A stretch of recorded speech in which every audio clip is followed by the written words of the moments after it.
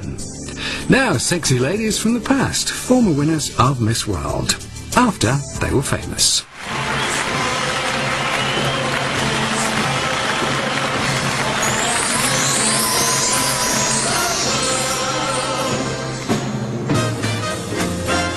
There's beauty everywhere that everyone can share. Telly, telly on the wall, who is the fairest of them all? For half a century, girls have dreamt of the fairy tale chance to be crowned the most beautiful girl in the world. We search for beauty game. Will the mascara run? Will the judges run when faced with yet another national costume? Tonight, we draw back the curtain and take a look at what really goes on backstage. Unlike the girls, it isn't always pretty. Find out what happened to the winners once the crown and sometimes the dress size slipped. Dazzling us tonight, Leslie Langley. She's a blonde, her eyes are blue, and she's a model. Nearly 40 years ago, she took her first tentative steps on the Miss World catwalk. I entered Miss World more as something that just happened to me in life. I never planned it. The more I see you, the more I want you. I won the heat for the Miss United Kingdom. So it just sort of snowballed, and I ended up having to go in for the Miss World contest. I never would have planned to do anything like that. I never had the ambitions, really, to be a beauty queen. In 1977, ABBA ruled the charts, and fellow Swede 20-year-old student Mary Stavin was the winner, taking it all. The more I see you, as years go by. First of all, I was planning that maybe I shouldn't even be in it. I thought, well, I get a free trip to go to England for a few weeks. It was a different world for me. I'd come out of school. I was living with my parents, you know. I was a young girl from Sweden. And my heart won't try.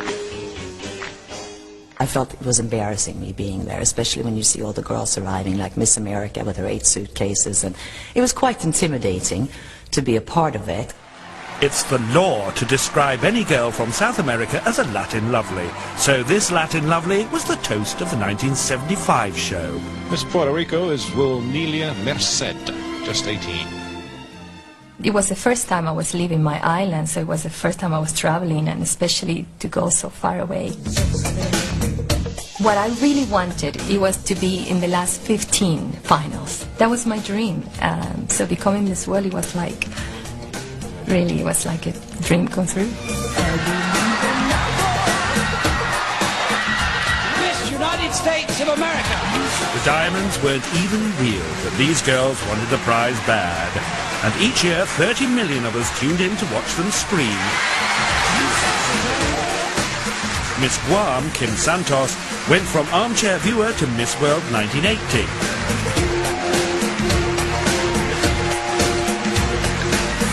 My father, he'd always sit and watch the show, and every year he would pick the girl that eventually won. And he kept telling me, you know, you should do it, you should do it. And I thought, well, you know, okay, why not? Just, I'll have a go. In 1966, judges marvelled at India's Rita Faria.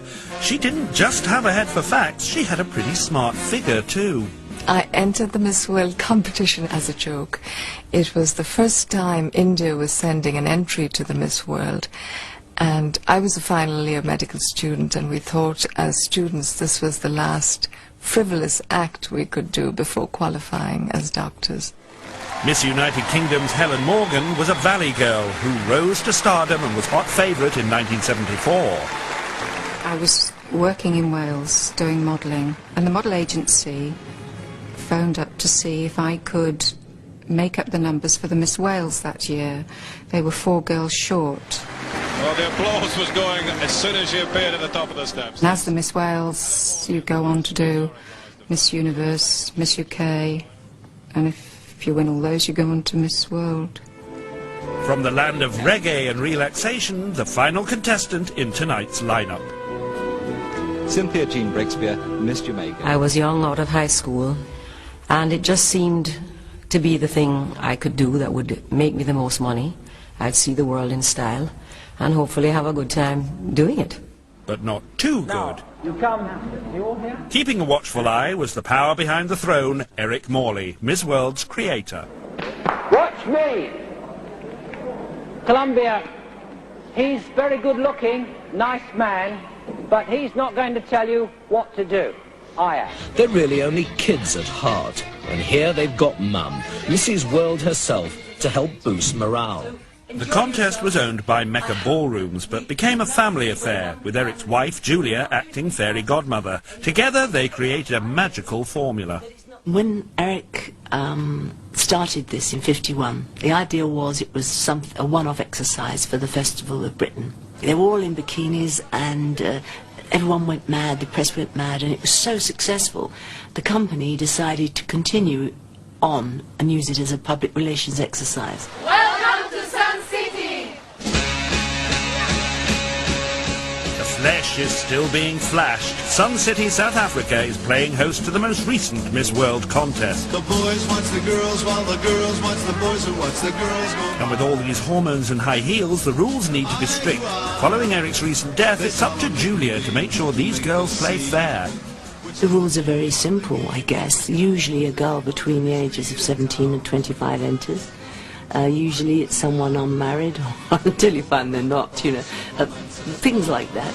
Can't have 6 children, etc. But the very serious part is mostly they're students who want to mix with other students worldwide. They're following in the stilettos of a bevy of past beauties, chaperoned wherever they go. Beauty and boyfriends don't mix. We were pretty well looked after during the actual 2 weeks of the contest, so we were shepherded about from place to place. We weren't allowed out anywhere on our own. Come on, Marlon, where's your badge? The good shepherds whose job it is to harry the flock into the right place at the right time, looking happy about it. And even though I lived in the town, this is my town anyway in London, and they have to look after all these girls. It's quite a responsibility, really, I suppose, for the organisation. We all had to stay on one floor of a hotel. There were bodyguards sort of on the exits. You couldn't get out and nobody could get in. They were quite strict. You couldn't sort of escape all that. Dances here have tended to be a somewhat feminine affair. It's a shame, really. All this untouchable beauty, with an average age of 18, having to dance with itself. We would have our own lift so that we could only go to those floors and nobody else could, you know, take a lift to our floors. We used to turn all the music on and everybody would dance out in the halls and things like that. As the girls showed their form, the bookies had a field day. Now, the betting that goes on, or used to go on with the bookmakers, was tremendous. There'd be as much money on the Miss World as there was for the Derby. You could sit around as well as a family and betting each other. Oh, well, I think Miss so-and-so, she's better than Miss What's-It. For me, it was very strange when my chaperone was trying to explain me about this betting, because in my country you only bet on horses. You never think about doing anything else. All the girls would be introduced to the press in swimwear. They always used to do that, like maybe about 3 days before the final night. And that was when my odds really went right down. Other hopefuls found that their love affair with the camera was, well, one-sided. Being a 66-1 outsider and only having 66 entrants in that year, I was definitely left out of the publicity shots. Hey, little girl, comb your hair, fix your makeup, soon he will open the door. The girls would stop at nothing to make themselves beautiful. They had their own tricks of the trade, piles of them. It's quite interesting hearing beauty secrets from around the world. I think the popular one then was the that using hemorrhoid cream would shrink spots, you know, and so we're all sending out for hemorrhoid cream. We'd spend nights putting night tan all over because it's November. So we had to get some tan going here, and then we put the baby oil on, get all nice and shiny, tickle up the makeup. I had a white bathing suit when I left Puerto Rico, and when I saw the other girls doing the rehearsal, I called my mother and I said, Mommy, you know, everybody's wearing a white bathing suit. I might have like an elastic here, so I used to kind of press my breast. We went shopping for one, and I saw this zebra, exactly like this chair, bathing suit, miles away. And I said to my friend, if I could see that bathing suit from here, I'm sure they would be able to see me from, you know, the judge from so far away. The National Costume Round was designed to make even the most patriotic hand in their passports. Here's a representative of Smurfland and the girl from Poodle Bay. In the case of Grenada, which is a small island, tourism is a major factor. So for me to wear the national costume and have an opportunity to talk about it meant a lot to them. When hearts are passing. Mine was really quite a superbly made costume. I was a nutmeg princess in it. And you had these beautiful copper leaves and the nutmeg in the front. Looking back at my national costume, I thought it was fantastic. It was just so glamorous, really, wasn't it? I thought it was quite flattering. I remember the Welsh costume had a big black hat. Well, compared to some of the other countries, it wasn't too bad. I think they wanted coconut bra and fruit basket on the head or something, and I thought, no, I can't do that. I can't. Oh, yesterday still surround you with a warm and precious memory. In national costume time, it was wicked. When one country decided to dress the girl as a chicken, I thought that's when we should stop. But it was fun, and you had to laugh with people. I wasn't laughing at anyone. I'd like to teach the world to sing in perfect harmony. I'd like to hold it in my arms and keep it company. We had to sing a song and, kind of sway back and forth. I mean, now they have them doing these incredible dance routines and everything, and I'm thinking, God, I'm so glad it wasn't me, because I couldn't have done it. They wanted to teach the world to sing, but someone had to teach them to sing first. We all had a sheet of paper and we learned how to sing them. I think it was I'd like to teach the world to sing or something, and kind of swayed to that. And all mouthing the wrong things because, half the girls didn't speak English. I'd like to teach the world to sing in perfect harmony. I'd like to hold it in my arms and keep it company. Coming up next, the girls bear all in the swimsuit round, and one winner reveals why she was crowned minus her underwear.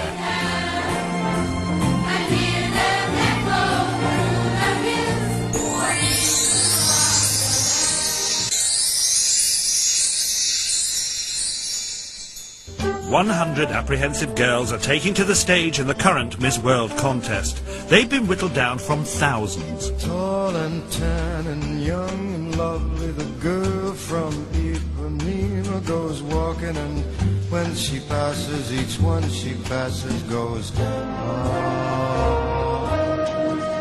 When she walks, she's like a samba that swings so cool and sways so gentle that when she passes... These days they dress to impress, but once upon a time they received a lot more exposure.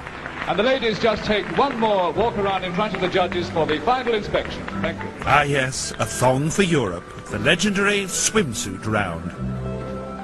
The contestants all lined up on stage together, and they'd make you stand there and smile at the judges, and then they'd ask you to turn to your right, and then turn all the way round, and then turn back again, and that was the swimsuit round. Turn. As Eric telling us, turn, turn, so the judges can judge us from every angle. You could almost say it for me. Turn. They only work to the word of command of the mouth. And it makes me cringe. It really is. It's so weird. I could never do that again. Let's have another view. And again. Thank you. Obviously, they can't be ogling at all 66 at the same time. They're obviously trying their best to decide who they think fits in best into the swimsuit, I guess. You know, all of us girls holding our tummies in and back straight and whatnot. I think it's at the time, perhaps, it was a little bit degrading. It is a little bit not PC, is it, nowadays? But then it didn't seem to matter quite so much. 5 feet 8 inches tall, and that tasty figure measures 36, 24, 36. 36, 24, 36. 36, 24, 36. Forget E equals MC squared. 36, 24, 36 was the winning formula of the beauty world. Blokes brushed up on their maths, and the girls themselves did a bit of figure massaging.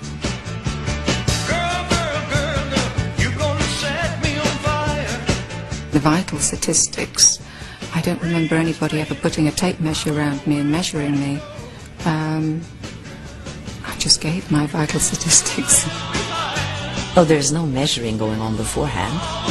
You tell them what you are. So I guess I should have added a couple of inches and tuck away a couple of inches.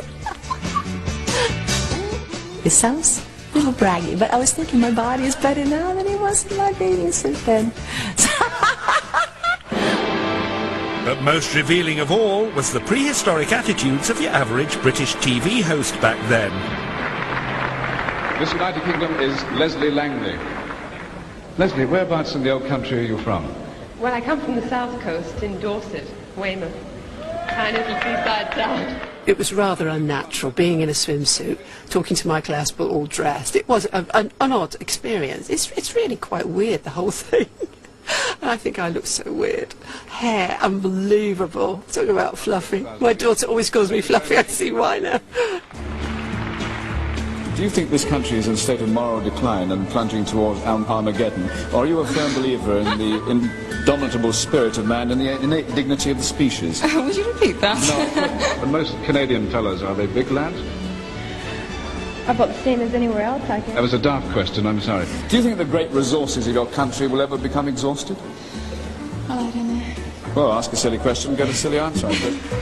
Of course, not everyone in the world has Michael Aspel's devastating command of the language. The real toe-curling moment came for those poor non-English speaking girls. But as if you were Miss World, you would travel, wouldn't you? Oh, no. I want to study languages before the contest. You want to study languages before? Yes. It's a bit late now. Would you like to have an English lesson? Lesson? Well, yes, I mean, you just repeat after me whatever I say. Okay. You want to try it? Right. Will you come to my room? Yes, I will. Thank you very much for the invitation. I'll try and get this right. Will Nelia Merced? We are Nelia Merced. Merced, we're almost right actually, who speaks a little bit of English. A little bit of English. A little bit of English. I was a little bit nervous when it come to the host, but I couldn't really understand what he was saying. Have you had a lot of fun, or is it all hard work? A little bit of English. Yes, a little bit English. We're back where we started. Probably I should have somebody to translate. But everybody laughed, and I thought I probably blew the whole thing now. So if it's not brain size or bra size, just what is the secret ingredient that makes one girl stand out? What is a star? You know, somebody who walks into a room or walks on the stage, and as soon as you see them, you're with them straight away. It's a certain little magic that some people have. You know, you'd look at one of them more than, say, the other two, just by the way she walked. And then maybe when she started to talk, you wouldn't be as good. I'm not really nervous, actually. I don't know. We'll see. So, no major world issues, you know. How do you feel about genetic engineering? Oh. You know. I wouldn't know. What you want to find out, first of all, is about them personally. Let them explain who they are, rather than sort of saying, well, what will you do if you're Miss World? And they come out with the usual cliches. I really want to help children because I think that that's the most important age, the most important part of life.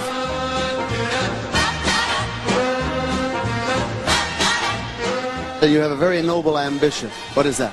Well, to help the emotionally handicapped people. I feel like by the giving of myself, I can help others to feel better about themselves, not to gain glory from the public, but to gain glory from God above. I'd like to send all my love to the children of the world. I think just to maybe travel a bit. I would love to go on a tour, world tour to promote world peace. And if anybody says, by the way, that there are just as good-looking girls in their street, please send the address of your street to Michael Aspel, BBC Television Centre. But that the world's most glamorous cattle market was heading for trouble. Feminists began targeting the contest.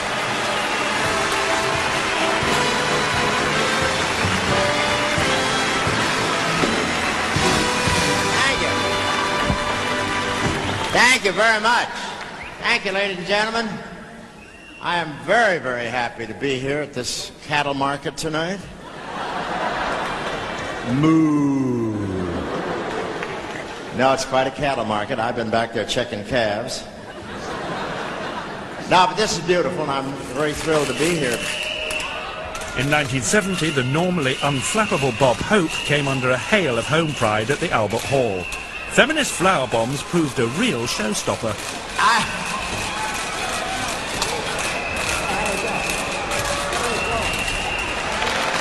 It was realised, though, by the organisers that there has been some criticism before this began. There were threats made earlier in the week to disrupt the contest. Well, as far as the protesters go and the idea that we're being exploited and used, I was exploiting myself. Nobody sent me there. I wanted to go. And I did everything in my power to get there. I didn't sleep with anybody to get there. I didn't belittle myself. I never felt that I did. Some people can sing, some people can dance, some of us are good looking. We all use our talents in different ways. Exploitation of! Shame on you!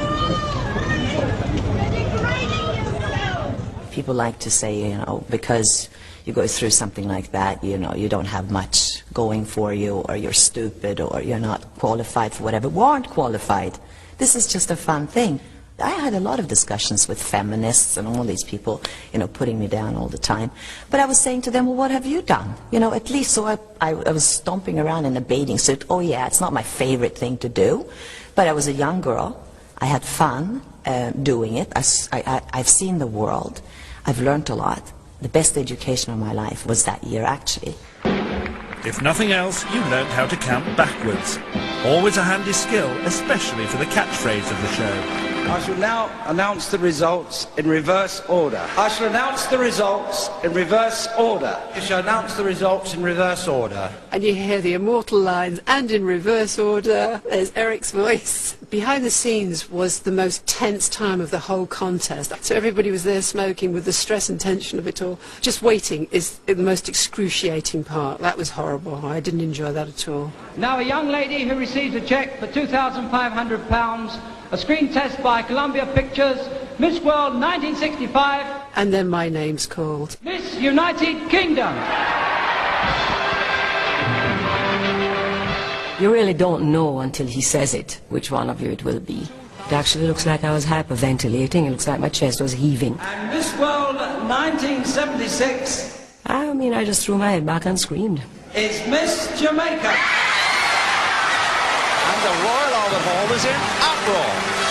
Incredible. Cindy Breakspear, the 21-year-old health club operator, gets the sash.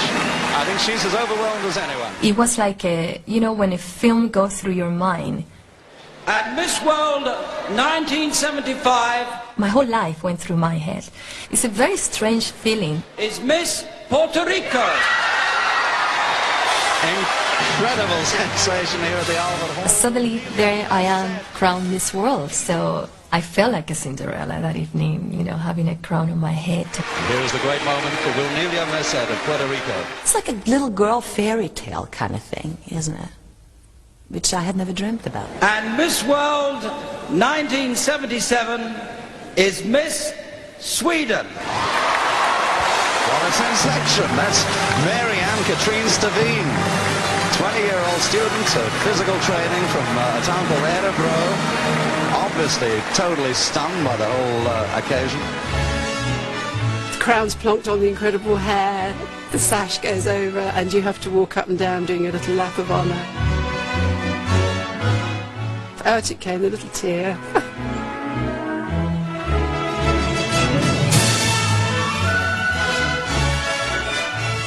I was in such shock. I just couldn't believe it. I literally was... Well, I think I cried for 3 days, actually. It sounds ridiculous.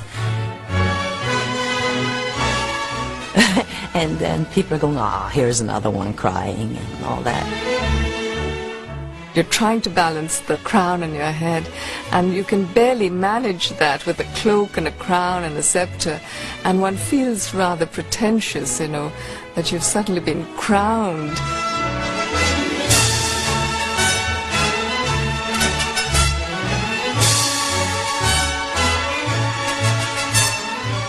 Well, it was really very hectic backstage, and you barely had time to get your gown back on because we switched from swimwear to be crowned in evening gown. And I actually went out and took my final walk minus my underwear. I mean, you had to have the shoes on and you had to have the gown on, so you kind of left for the last what nobody would know wasn't there. And I made my final walk minus my underwear. There was just no time to put it on.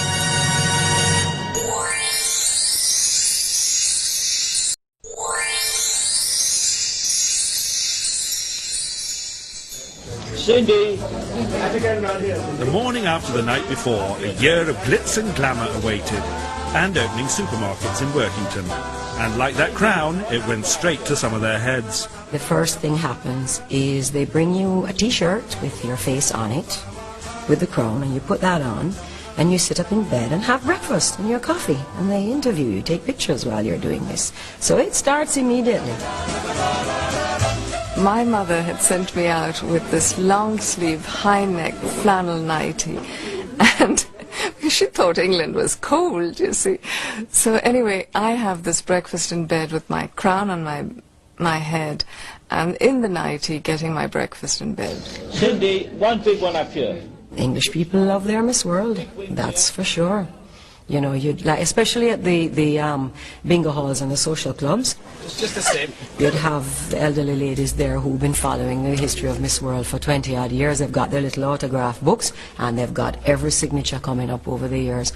And yet, there would be others who would look you up and down. I heard one say one day, "Oh, I wouldn't give you twopence for her." Girls, girls, girls, girls, girls, girls. Well, they made 'em up in Hollywood.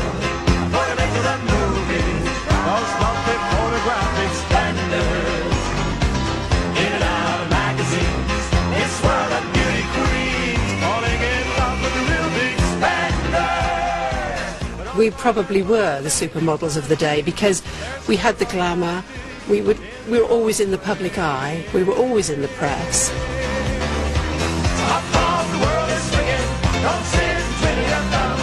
Get up and meet those pretty girls, girls, girls. At the ball, the Volvo came up to me and they gave me a car. And, you know, would you like a Volvo? Yeah, right. You just don't believe things like that are going to happen. That's very glamorous. You know, all of a sudden, the week before you couldn't afford to buy the dress you wanted, after you win, all the companies are wanting to give you dresses and the fur coat and the this, you know. I get an apartment in Hyde Park Square. It's just beyond your wildest imagination. Shy girl, sexy girl, they all like that fancy world. Champagne, a gentle song, and a slow dance. Oh, my life changed dramatic. I was just a girl from my town who's never been out of Puerto Rico, just going to school. And suddenly, you know, it was like a big celebrity. Everybody wanted to know how I sleep, how I eat, you know, who I go out with. I have to meet so many people and travel so much, and sometimes you didn't feel like smiling. You just wanted to stay in the hotel, no makeup, have a, you know, room service, and go to sleep. And that's what I used to do when I was free. I think I used to sleep for hours and hours. And call home. This self-possessed air hostess paraded the island's name before millions who, until then, had thought it was an old Spanish town, or maybe an old Manchester television company. Shortly after winning, I went back to Grenada, and they declared a public holiday. A postage stamp was struck. And the island was, the kids got a holiday from school and greeted me in the streets, and it was, I suppose, the same way as royalty would feel, you know, visiting a country. And it was wonderful. It really meant so very much to them. And so I saw myself somewhat as a role model for many of these kids, and as an ambassadress for the country. I went with Bob Hope to Vietnam on his Christmas tour, which he did each year with previous Miss Worlds before me as well. We were each given a designation in case we were captured, and I was General Faria at the time. This is Miss World from India. This is Miss World from India. The whole experience of performing for tens of thousands of troops that were in a war situation, it was a very moving experience, really. But as well as global politics, Miss World thrived on scandal, and in 1965, Leslie Langley's saucy past caught up with her. When I was just a little girl, I asked my mother, what will I be? Yes, it was a little bit of scandal for me that year, as there often was with the girls, and my bit was that I'd done some nude photos in my modelling days before the Miss World. Was just to me another job, but of course winning Miss World, that wasn't good in those days. Will be. The future's not ours to see. Que sera, sera. So I think there was talk about me maybe being disqualified, but it never happened. In 1974, the fairy tale turned sour for Miss UK Helen Morgan. She resigned after just 4 days amidst a tabloid frenzy when they realised she was a single mum. The sort of angles that the newspaper would take, Miss World, unmarried mother, Miss World, cited in a divorce case. Okay, I had a child, but, you know, I wasn't the only person to have done that. I wasn't the only woman to ever have had a child before they were married. A lot of the Catholic countries were complaining that I'd been allowed to win or take part even, being an unmarried mother. And their girls were all whiter than white. In fact, they were probably virgins. A year earlier, American Marjorie Wallace was forced to hand back the crown after unbecoming behaviour. She denied rumours that she wanted to sleep with as many men as possible. This tight-trousered Welsh Lothario was just one of them. I'd like to make it with you. There were wave after wave of abdications. In 1980, Germany's Gabriele Brum quit after only 24 hours. What a difference a day made. It was rumoured that she'd given her all for the cameras once before, in a porn film. 24 little hours. Runner-up Miss Guam, Kim Santos, was waiting in the wings. The sun and the flowers. I had a wonderful crowning because it was actually the first time a girl had been crowned outside of London. We had a huge stage down on the beach, and I came to the stage on this flotilla of boats, and the whole island was there. It was just wonderful. In 1976, Miss Jamaica Cindy Breakspear had it all. The Miss World crown and a child with the king of reggae. But for some, one love was one love too many. At the time, I was involved with the late, great Bob Marley. It attracted a great deal of publicity, needless to say, because in those days, young women from a upper middle class background in Jamaica certainly were not getting involved with Rastafarians. I know he got a great deal of flack because I guess you could say I really was the antithesis of what he should have been looking for in a woman, because in those days the emphasis was on modesty. You must wear long skirts, tie up your head, no makeup, all about naturalness and this type of thing. But he was also a competitive person and a very ambitious person. And I think it's also true to say that most men, no matter what their persuasions are, would like to have the pretty girl. It's the bottom line. The bottom line was certainly what attracted this man, who became as much a part of the prize as the crown itself. George Best and Mary Stavin were the posh and becks of their day. My relationship with George Best was, well, it was a relationship. It was based on the right reasons to begin with.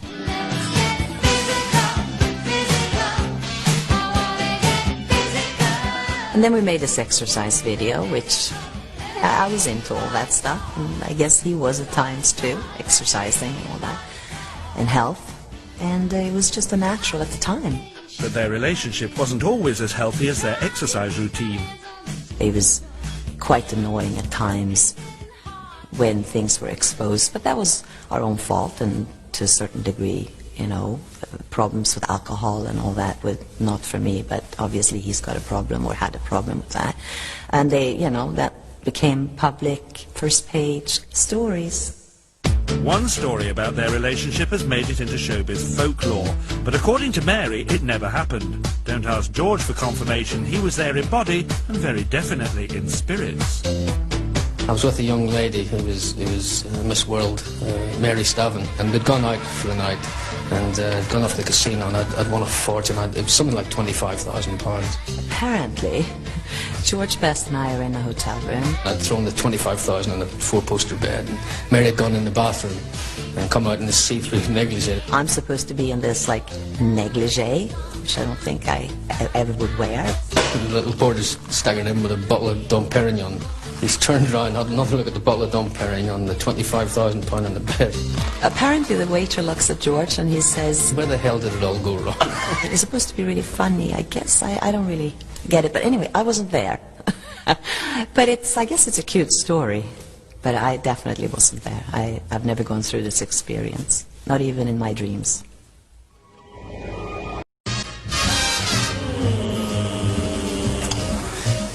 Was that a freeze? You make me feel so young. You make me Miss Puerto Rico had a fairy tale ending with her own Prince Charming from the judges panel. She became Mrs. Bruce Forsyth. a happy individual. Bruce is a gentleman. He knows how to treat a lady.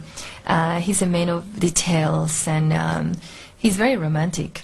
We go to a place where we're not very well known, probably even here, checking into this hotel, people would immediately see her, you know. Men always, as soon as they go, that's it, and they've got the stare on. And then afterwards they see me, sort of by the side of her, or walking behind her, and they say, well, who is he? Who is he? Is he your manager? You know, is he your agent? Is he your coach? Who is he? And then it'll suddenly dawn on them that this silly old fool is her husband. Hope you have a lovely couple of days. We can't all give Bruce a twirl, so what happened to the other girls? Find out after the break. But she could win it again. Yeah. I'll have to have a word with the other judges. But cheers, man.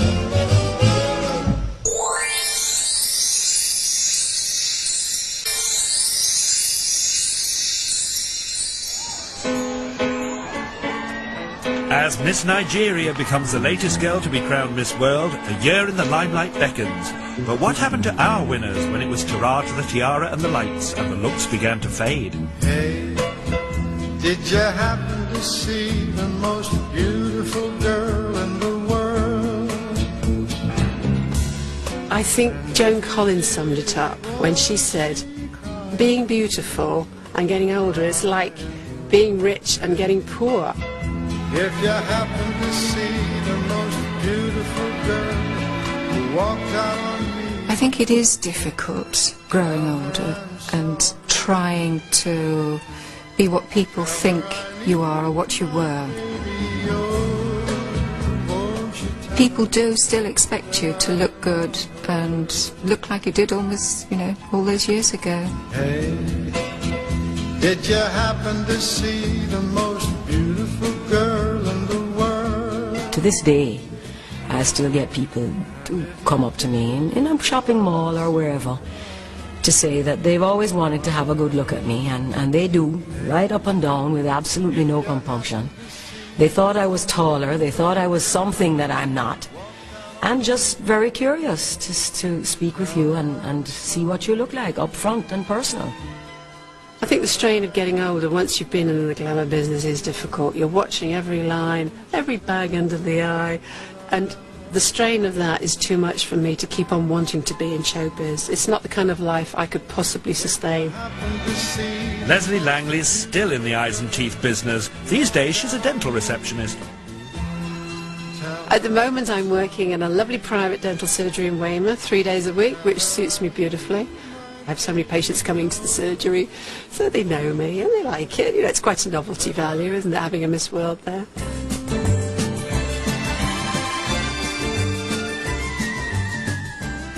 Kim Santos walked away from the limelight to star in a different kind of parade.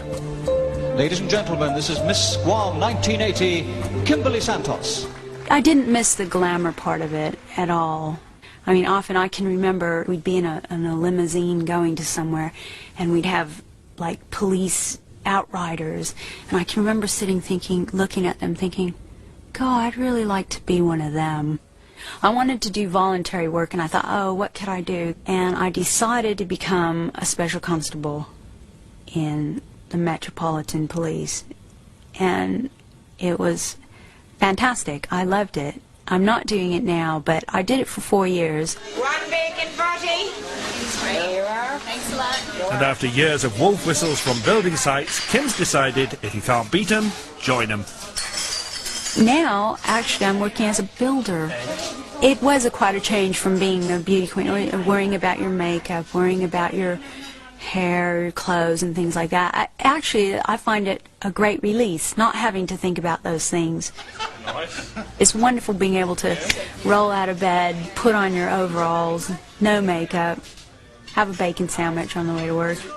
I've always liked the idea of living in two worlds. You know, I can do that during the day. If I have to get dressed up at night, and that's fun too once in a while to be a girl, but I prefer being a builder.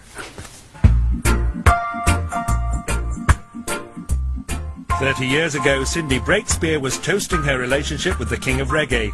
These days, she's been bitten by the music bug. Well, I'm currently involved in two things now. I do freelance interior design, love home, passionate about that, just love it. I mean, don't invite me to your house or I'll start rearranging it the minute I'm through the door. And I'm involved in the music business. I've been doing that for some years now. Never find the words to say the way I feel. I've released, what is it now, 5 singles to date. The first one, an original, called Midlife Crisis, which I thought was absolutely brilliant, was a dismal flop in Jamaica. And the more things change, they stay the same. I'm about to embark on an album with my current husband, who's a wonderful musician, plays guitar. So we're going to collaborate on that. Miss World 1977, Miss Sweden. The Miss World opened a lot of doors for me. People say, oh, you know, did it change your life? My life hadn't really started then. It was, I was a kid, I was going to school, I was living with my parents. It took me in a different direction. Mary Stavin has traded in life in the glamour business for life in the slow lane. I am very proud to say I have the most gorgeous daughter, and she is the biggest part of my life. And of course my husband has something to do with it too. He's English and we live in New York, and I've been taking care of her. I didn't want to be a mother that spits them out and mail them off. I want to be a mother, and that's what I've been doing. I have recently become a grandmother, which I'm very delighted with. It's wonderful for both David and myself to be grandparents now. Look forward to the next generation. And what of Helen Morgan? Back in the 70s, her single mother status was a scandal. Now her little boy is 28, and Helen has emigrated to Spain.